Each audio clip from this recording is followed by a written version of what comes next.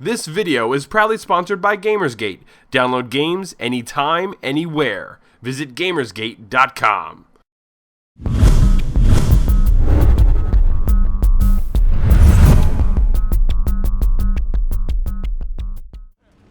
I oddly took it upon myself to play a non-violent run of the Elder Scrolls V Skyrim. What possessed me, I do not know.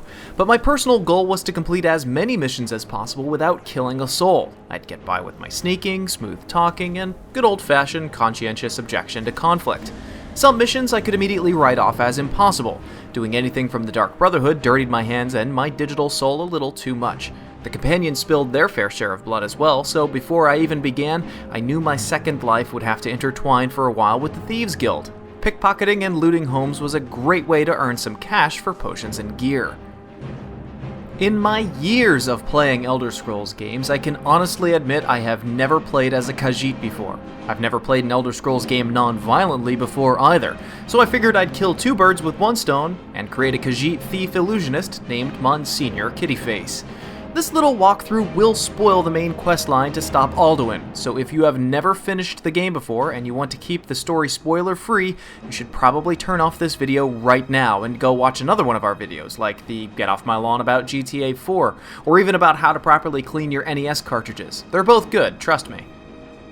The main quest line was surprisingly easier than I thought it would be. As long as I'd stay out of sight and I kept my hands to myself, getting out of Helgen just meant letting the Imperials and the Stormcloaks kill each other. Getting the stone tablet from Bleak Falls Barrow took some nimble feet as I skittered by the giant spider and let the Draugrs kill themselves in one of the dungeon's many booby traps. Downing dragons was easier than expected as well. Even on expert difficulty, the local guards, farmers, and bears and giants were more than happy to kill my dragons for me. Occasionally, a blood dragon would kill everything and everyone in a radius around me, and I'd have to lure them inside one of the major cities like Windhelm or Whiterun.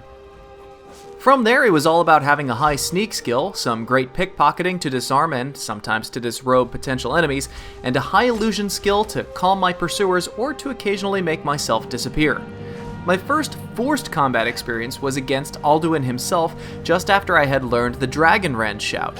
The battle itself was hard as hell without any combat skills, but I managed to whittle him down with an enchanted glass bow and a heavy quiver of very expensive arrows. But that encounter does not kill Alduin, so my kill count remained at 0.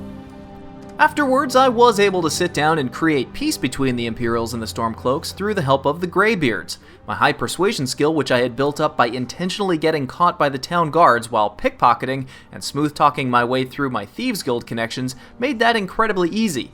Finally, I sneaked and calm-spelled my way to Skuldafn Temple, where I made my first of 2 kills, an undead kill. The Dragon Deathlord holding the key to the entrance to Sovngarde could not be tricked into any lethal traps, and once again I had to dip into my large and expensive supply of arrows. I worked my way to the final conflict with Alduin. I sat back and watched as the ancient Nord heroes made quick work of him as I healed myself with a cocktail of restoration spells and the occasional Dragon Rend shout to bring Alduin back to the ground. That's when the game freezes. As Alduin's health is at 0, he does not fight back, and the heroes don't press on their offense either. You're forced to deliver the final blow, and that's when I scored my first and only creature kill.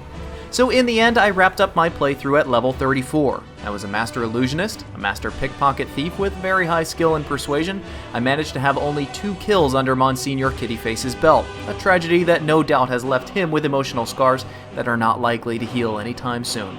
Oh, and I left most of the town of Whiterun existing in only their underwear.